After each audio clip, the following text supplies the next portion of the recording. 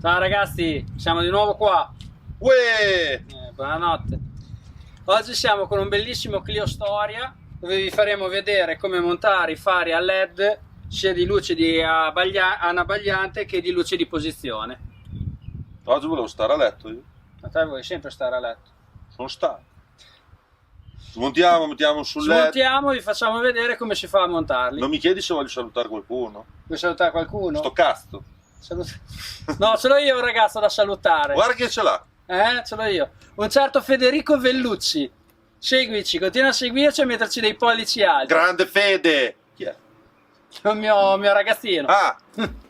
Ciao. Per iniziare a montare le lampadine, noi per farvi vedere meglio il lavoro smonteremo il paraurti e smonteremo un fanale per farvi vedere come si fa il lavoro a regola d'arte. Poi vedete voi, se riuscite a passarci, volete farlo da montato, noi vi facciamo vedere comunque il lavoro. Sì, con il fanale sul tavolo che magari è un po' più chiaro. Dai. Allora, abbiamo giù il fanale, montiamo lampadine di posizione, che sono qua, Delle T10. delle T10, e poi montiamo il kit LED, che sono delle H7. H7, col suo CAN basso, la sua spinetta, con la sua ventolina dietro. Andiamo al montaggio. Prendiamo il nostro fanale, ok? E per metterci comodi adesso vi facciamo vedere dall'alto. Allora, per prima cosa partiremo a cambiare la nostra luce di posizione. Si apre la versione ovviamente più piccolina dove c'è la luce. Qua dentro vedete c'è la lampadina col suo supporto che andremo a staccare. Togliamo lampadina vecchia, è tutto a incastro, quindi niente di complicanza.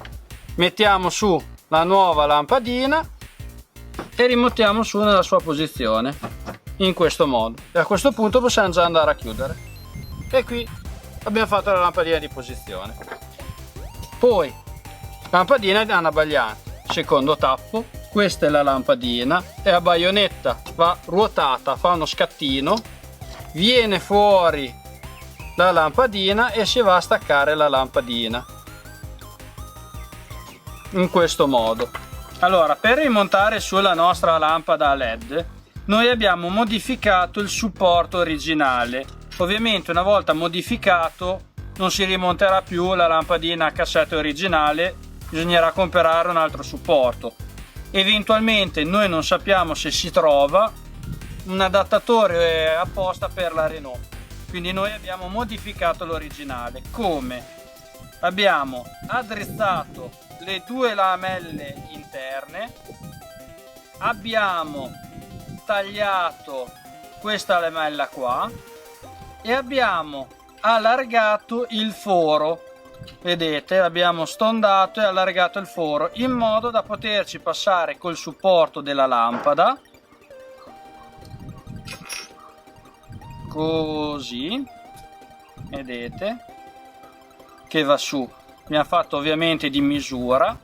Possiamo andare a rinfilare in questo modo la lampadina che è a baionetta. Abbiamo leggermente allentato le viti Torx all'interno della lampada in modo da poter andare su. Bene.